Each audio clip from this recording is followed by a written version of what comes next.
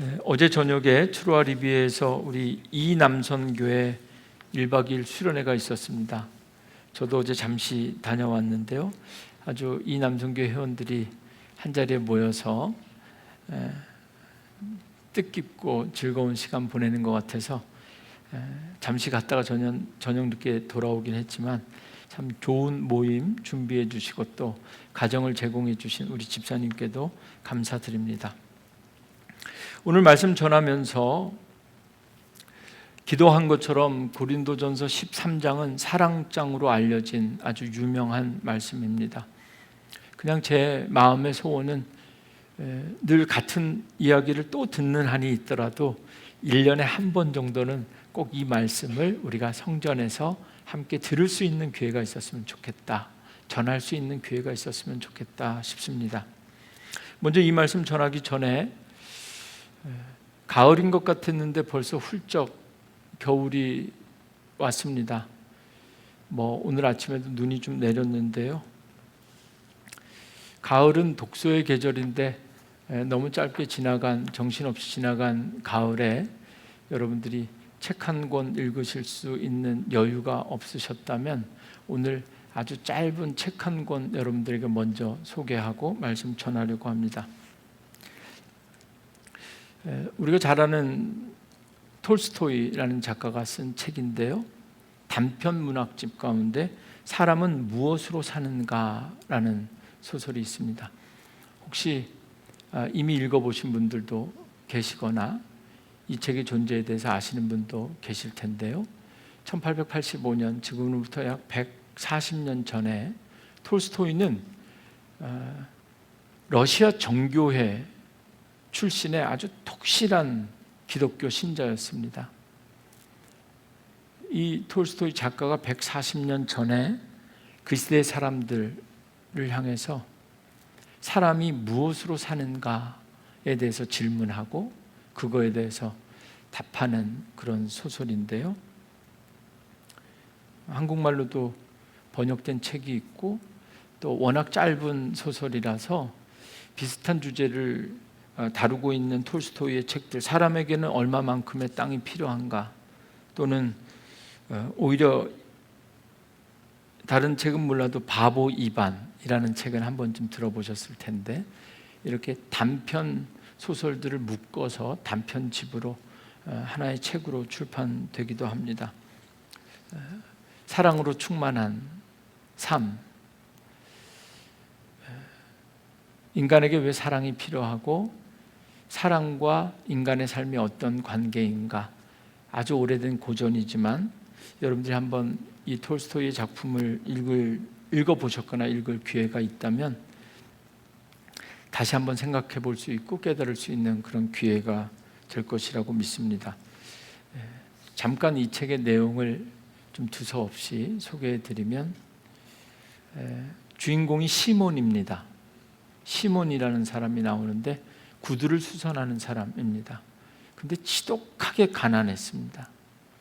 기회가 된다면 지난주 우리 교회 바자회 때 남은 외투라도 하나 갖다 주고 싶은 그런 남자가 이 소설의 주인공인데, 외투가 없어서 하나의 외투를 가지고 부부가 함께 번갈아 가며 입으면서 겨울을 나야 될 정도로 그렇게 가난한 사람으로 묘사되고 있는데, 이 시몬이 어떻게 해서든지 외투를 하나 더 사서 아내 하나 나 하나 각각 입어야 되겠다고 열심히 구두를 수선하고 이렇게 만드는데요, 아무리 돈을 모아도 부족한 거예요.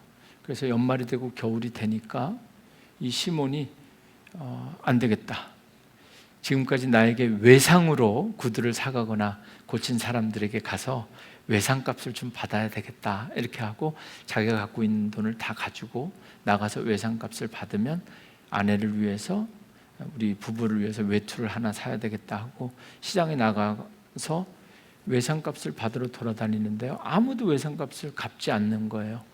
그래서 소설에 보면 이 시몬이 화가 나서 외투를 사려고 가져갔던 그 돈으로 보드카를 한 잔 마십니다. 보드카를 한 잔 마십니다.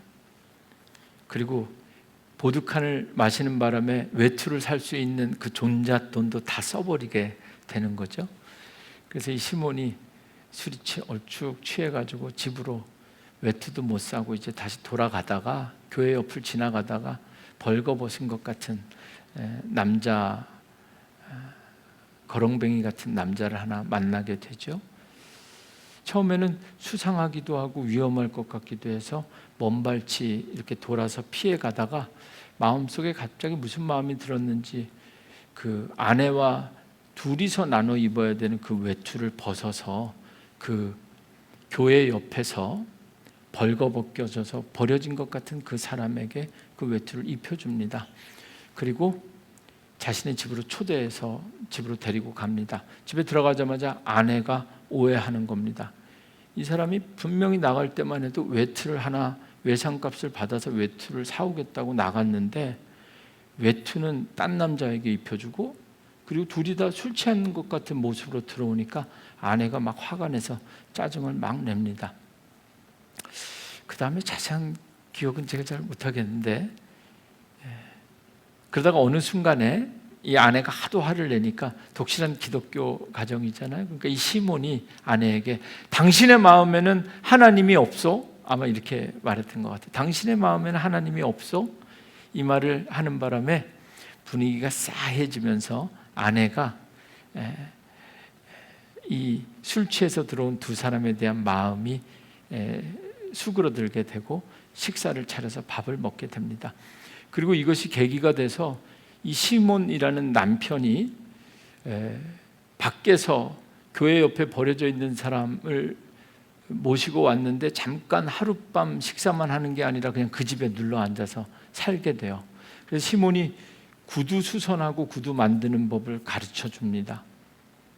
그리고 이 집에 개구로 찾아온 이 사람이 구두 만드는 법을 고치는 법을 배워서 소설을 읽어보면 손재주가 너무 좋아서 너무 잘하는 거예요. 장사가 너무 잘 돼서 가게가 돈을 많이 벌게 되는 그런 스토리가 쭉 소설에 이어지다가 중간에 이제 이 소설이 주고 있는 사람이 무엇으로 사는가를 그 주제를 다루고 있는 중요한 사건이 나오는데요.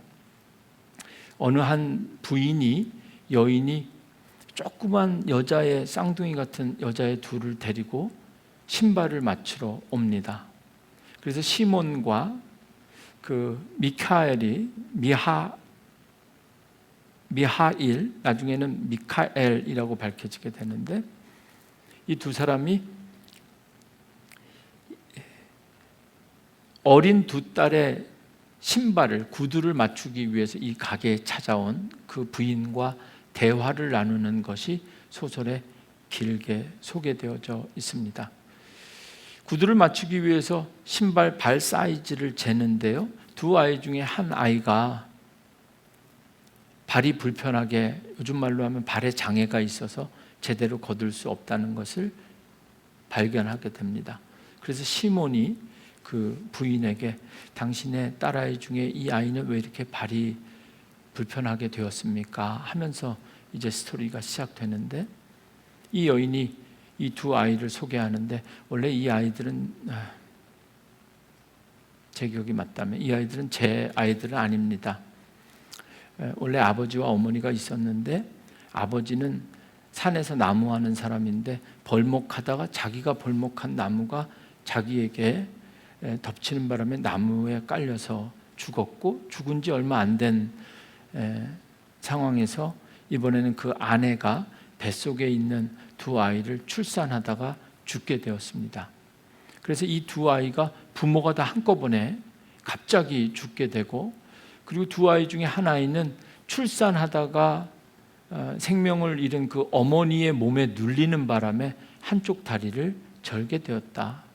이렇게 여인이 본인의 스토리를 이야기하면서 원래 나에게도 아주 어린 아들이 하나 있었는데 그 당시 동네 사람들이 이 가정에 너무 큰 어려움이 닥친 것을 어쩔 수가 없어서 하다가 제가 이 두 아이를 잠시 데려다가 돌본다는 것이 데려다가 같이 자기 아들과 이 두 여자아이들을 같이 기르다가 결국은 자기 아들은 또 어렸을 때 죽고 이 두 딸만 남아서 입양했지만 내 딸처럼 키우고 있습니다. 이 이야기를 시몬과 그 여인이 주고받는 동안에 한쪽 편에, 소설에 보면 한쪽 편에서 열심히 이제 발 사이즈를 재고 신발을 만드는 사람이 있었는데, 그 사람이 처음에 그 벌거벗은 사람 데리고 왔던 미카엘입니다. 그 신발을 잘 맞춰서 얘기하는 동안 가죽을 끊어서 신발을 잘 맞춰서 손님이 가고 나서 이 신발을 직접 만들었던 미하엘 스스로가 이제 자기가 고백하는 거죠. 사실은 내가 하나님과 함께 하나님께서 이 땅에 보냈던 천사 미카엘입니다 라고 하면서 본인의 이야기를 합니다. 아주 오래전에 하나님께서 나를 세상에 내려보내서 어떤 한 여인을 불러오라 그래서 세상에 내려왔는데, 여인의 집에 딱 가봤더니 얼마 전에 남편이 나무하다가 나무에 깔려 죽었고, 그리고 이 여인이 지금 출산을 앞두고 이제 출산을 하고 있는데 어떻게 이 뱃속에 아이가 있는 이 산모를 데려오라고 하십니까? 그래서 미카엘이 소설에 보면 하나님의 명을 받고 땅에 왔다가 그 명을 그대로 순종하지 못하고 다시 하나님께 돌아가서, 하나님, 나는 못하겠습니다. 아무리 그래도 그렇지 이 여인이 지금 너무 힘들고 어려운 상황인데 아이들만 남겨두고 그러면 이 아이들 태어나자마자 산모를 데리고 오라는 것, 이건 너무나 가혹한 것 아닙니까? 이렇게 이야기를 해요. 그때 이 톨스토이가 말하려고 하는 메시지가 아마 거기에 있는 것 같은데요. 톨스토이가 하나님께서 미카엘에게 다시 내려가라, 냉정하게 내려가서 그 여인을 데려와라, 다시 내려가서 그 여인을 데려와라. 그 여인을 데려와야 너가 그리고 세상 사람들이 사람이 무엇으로 사는지 깨닫게 될 것이다. 이게 소설의 제목이고 주제입니다.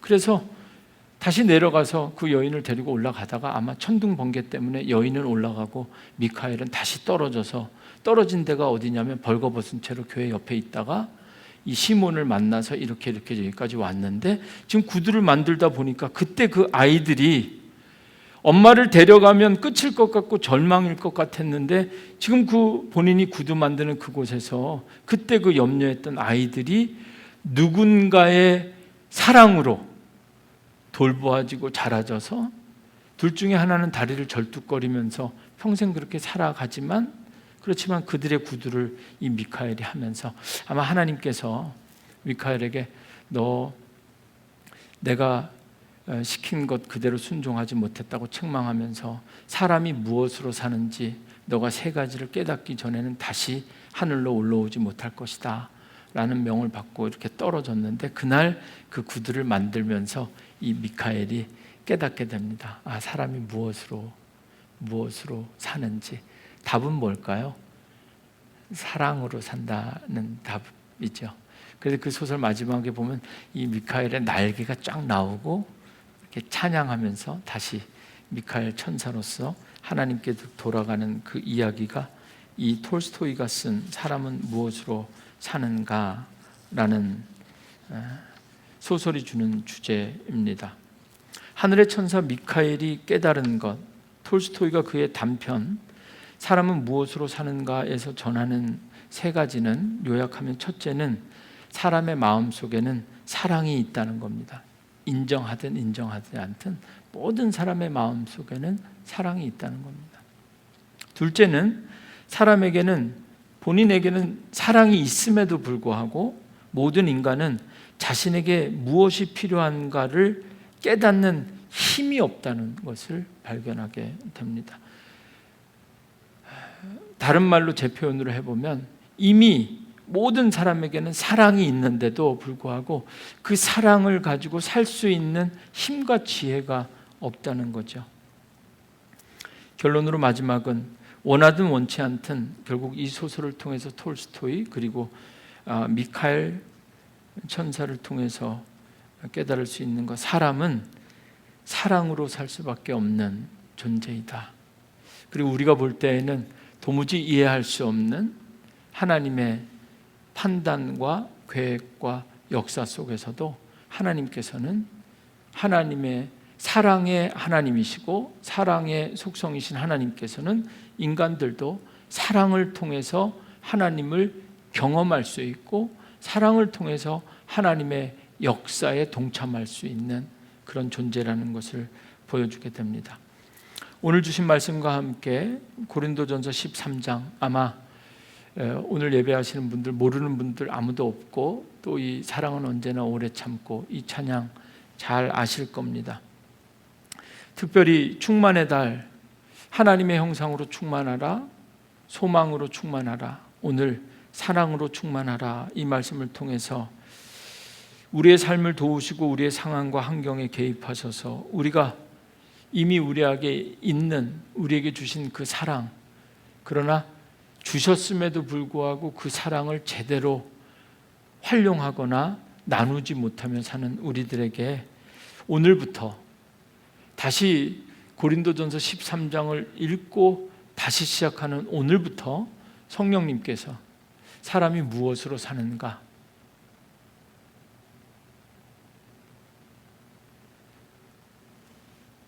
믿음으로 바라기는 하나님께서 내게 주신 사랑으로 내가 삽니다, 이렇게 고백할 수 있는 은혜가 저와 여러분에게 있기를 주님의 이름으로 축원합니다. 사도 바울은 고린도 교회를 향해서 그런즉, 오늘 13장, 고린도전서 13장은 1절부터 13절까지 있는 말씀인데 아마 한 절로 요약하라고 한다면 마지막 13절 말씀이 결론이겠죠. 고린도전서 13장 13절은 이렇게 되어 있습니다. 그런즉 믿음, 소망, 사랑 이 세 가지는 항상 있을 것인데 그 중에 제일은 사랑이다. 여러분들이 잘 아는 이 말씀, 눈을 조금 더 크게 뜨고 한 번 더 보면 두 가지 문장입니다. 첫째는 믿음, 소망, 사랑 이 세 가지가 항상 있다. 두 번째는 항상 있어야 될 믿음, 소망, 사랑 이 세 가지 중에 제일은 사랑이다. 오늘 이 두 가지를 간략하게 함께 설명하고자 합니다. 먼저 믿음, 소망, 사랑 이 세 가지가 왜 항상 있어야 하는지에 대해서 설명드리겠습니다. 본문 1절부터 7절까지의 말씀을 요약하면 아마도 사도 바울이 선언하고 있는 믿음, 소망, 사랑 이 세 가지가 왜 항상 있어야 하는가, 있다고 말하는가를 확인할 수 있는데요. 한 가지씩 살펴보면 믿음은 인간이 하나님을 경험할 수 있는 유일한 통로입니다. 믿음이 없이는 하나님을 기쁘시게 하지 못한다. 믿음이 없이는 하나님을 기쁘시게 하지 못한다. 우리가 이렇게 고백하는데 사실 하나님을 기쁘시게 하는 정도가 아니라 믿음이 없이는 하나님을 알 수도 없고 하나님을 만날 수도 없습니다. 그래서 우리가 믿음을 하나님께서 우리에게 주신 은혜의 선물이라 이렇게 정의하고 있는 겁니다. 오늘 성전에 나온 여러분들, 말씀 앞에 앉아서 말씀을 듣고 있는 여러분들에게도 믿음이 있는 거죠.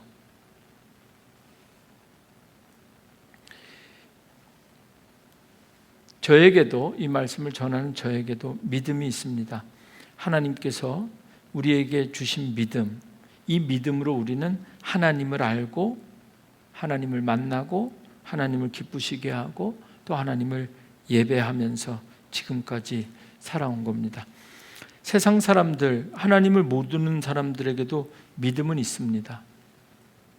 속고 속이는 인간의 역사 속에서도 신뢰는 존재하고 참된 믿음이든 또는 믿음을 가장한 속셈이든 그것들을 통해서 인간은 관계를 형성하고 유지하고 발전하여 왔습니다.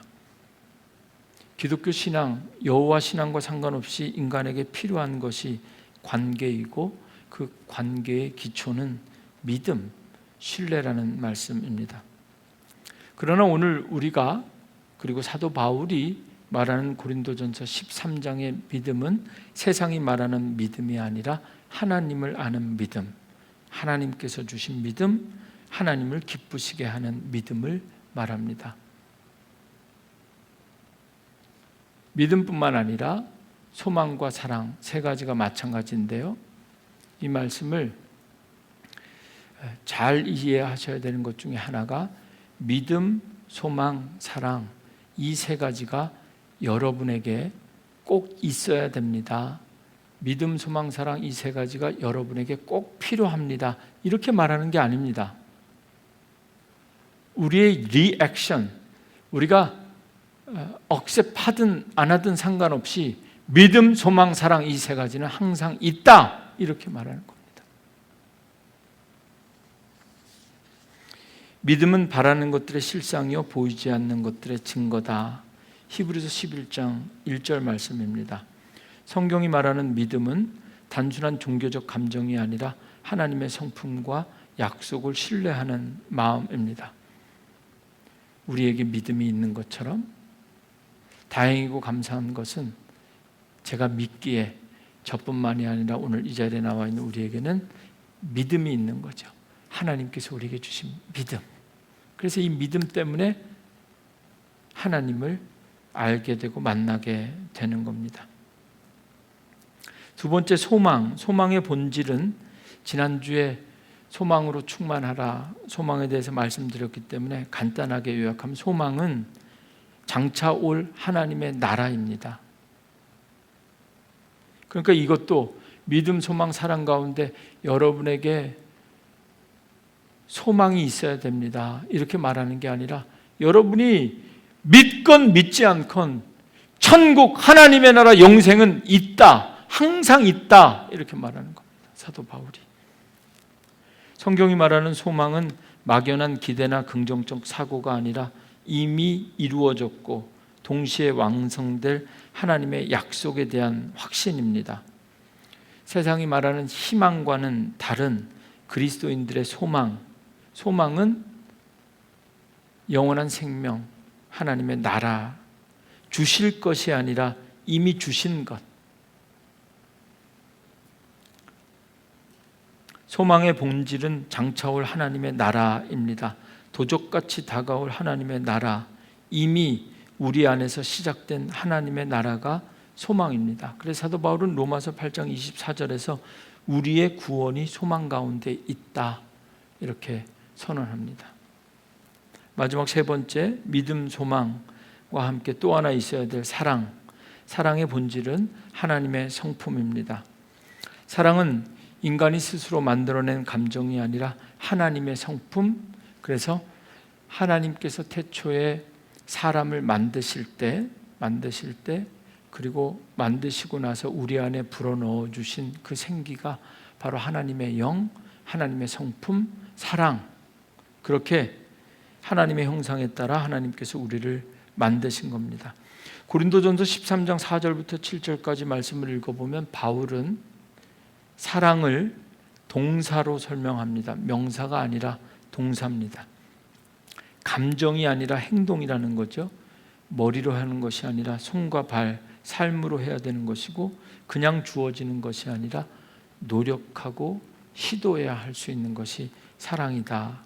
사랑은 오래 참고, 사랑은 온유하고 시기하지 아니하며 무례히 행하지 아니하며 모든 것을 견디느니라.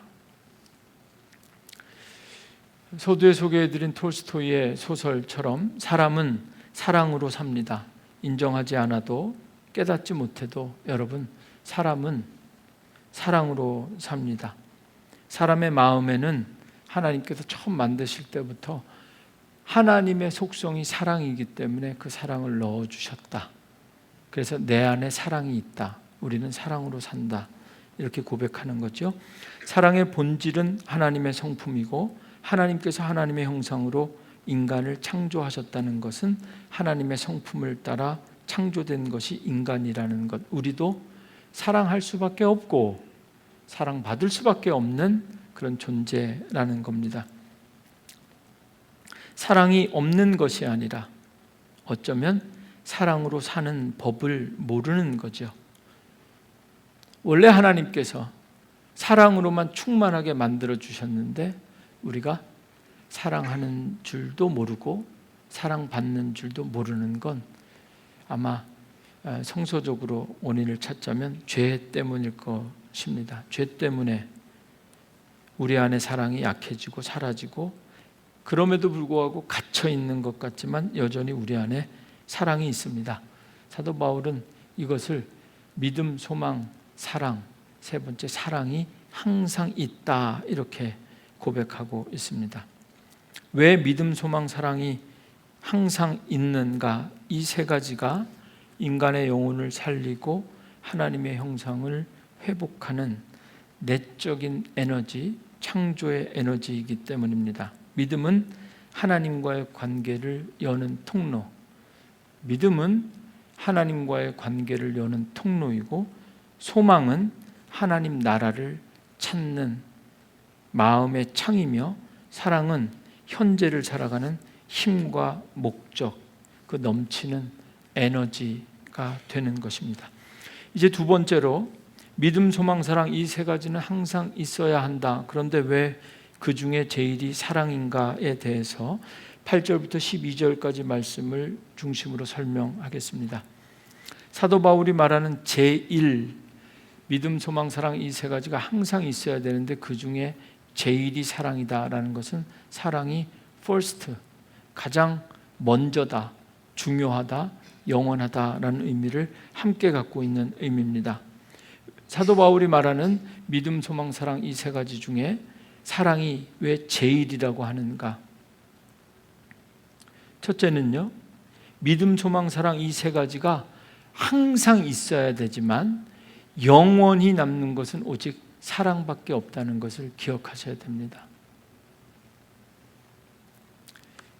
평생 믿음으로 살지만 여러분, 하나님께서 우리에게 주신 이 믿음도 때가 되면 사라집니다. 소망도 언젠가는 다 사라지게 됩니다. 마치 사람이 강을 건널 때 배를 타고 건너는 것과 같습니다. 강을 건널 때에만 배가 필요한 것이고, 강을 건너고 난 다음에 이 배를 머리에 이고 걸어가거나 살아갈 수는 없는 거죠. 천국에서는 더 이상 믿음이 필요하지 않습니다. 직접 보기 때문에 그렇습니다. 소망도 천국에서는 더 이상 필요하지 않습니다. 완전히 이루어졌기 때문에 그렇습니다. 고린도전서 13장을 쭉 읽어보면 그 이야기를 처음부터 점점 단계적으로 점층적으로 설명하고 있는 겁니다. 믿음과 소망, 사랑 이것이 정말 필요하고 항상 있어야 되는데 마지막 때가 되면 믿음도 더 이상 필요하지 않을 때가 오고, 사랑도 더 이상 이루어진 믿음과 이루어진 소망은 다 사라지게 될 것인데, 마지막 영원토록 사라지지 않는 것은 오직 사랑 하나다.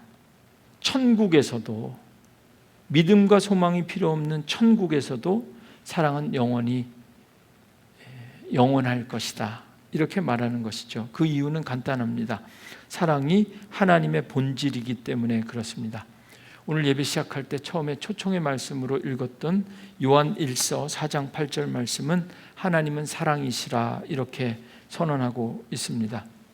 다시 한번 요약하면, 믿음은 하나님께 향하는 우리의 반응이고, 소망은 하나님께서 우리에게 주시는 약속이지만, 사랑은 하나님의 존재 자체입니다. 우리가 사랑할 때 우리는 단순히 행동하는 것이 아니라 하나님을 닮아가는 것이죠. 요즘 수요일마다 제자 훈련하고 있는데, 예수님의 제자가 되려면 예수님을 사랑하는 방법밖에 없습니다. 하나님의 자녀가 되려면 여러분들 마음속에 부디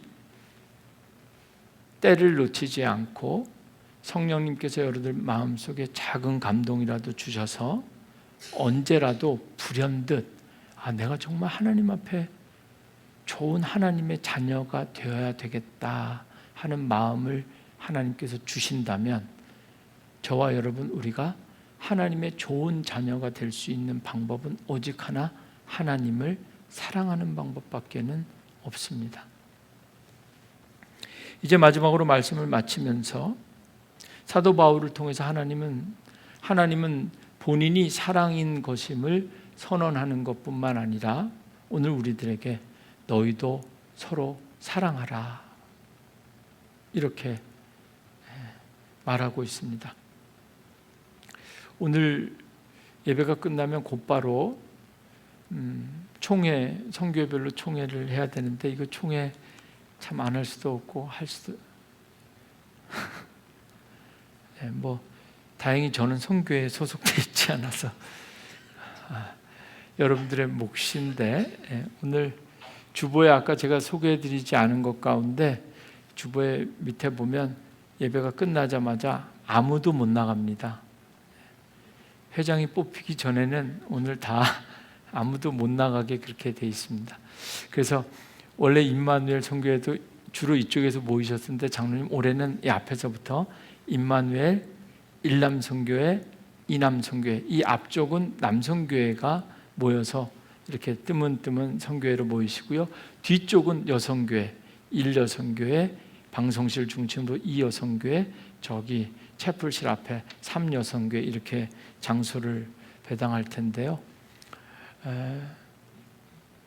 염려하는 분들이 많아서 주중에 목사님 안 된다는 거예요. 왜 안 되냐? 여러분 선교회 총회를 통해서 제가 회장이 될 수 없는 수만 가지 이유들이 있으시죠? 할렐루야. 나는 이미 했다. 난 이미 회장을 했다. 보라 옛것은 지나갔을 때 보라 새 일을 행하리라. 오늘 몇 년 전에 내가 했다 이런 거 다 오늘 다 띄는 겁니다.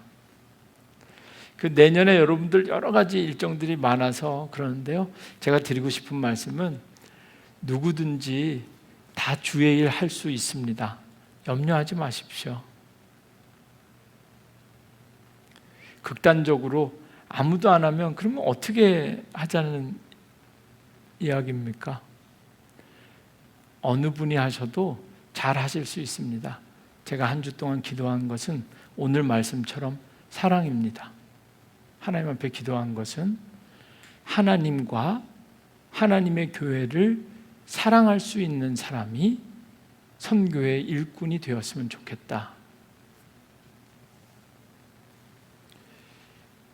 그리고 마지막으로 한 가지만 더 말씀드리면 혹시 올해를 마무리하는 이 11월 그리고 오늘 성전에 나오면서도 여러분들 마음속에 상황이나 문제나 모든 것들은 다 다를 수가 있는데요. 오늘 주신 말씀이 여러분들이 안고 사는 그 모든 삶의 문제를 해결할 수 있는 우리 하나님께서 우리에게 주시는 답이 될 수 있기를 주님의 이름으로 축원합니다. 직장의 문제가 잘 안 되십니까? 하나님을 사랑하십시오. 가정 안에서 자녀들과의 문제나 부부의 문제, 불편함이 있으십니까? 서로 사랑하려고 하는데 잘 안 되십니까? 하나님을 사랑하십시오. 하나님을 사랑하면, 하나님을 정말 사랑하면 지금까지 경험해 보지 못했던 새로운 단계의 하나님을 경험하게 될 것입니다. 우리 삶의 문제가 무엇이든 어디에서부터 어떻게 해결해야 될지 단순히 이것이 교회의 부흥이나 또 예배의 본질을 회복하는 차원을 떠나서 여러분 삶 속에서 하나님을 사랑하면, 다시 하나님을 사랑하면, 다시 하나님을 사랑하는 것에서부터 시작하면, 거기에서부터 무릎 꿇고 기도하기 시작하면 여러분들 삶에 하나님께서 주시는 새로운 기회와 생명이 열리게 될 줄로 믿습니다. 오늘 이 문제를 가지고 오늘 함께 말씀 전한 여러분들 축복하면서 함께 기도하려고 합니다. 기도하시죠.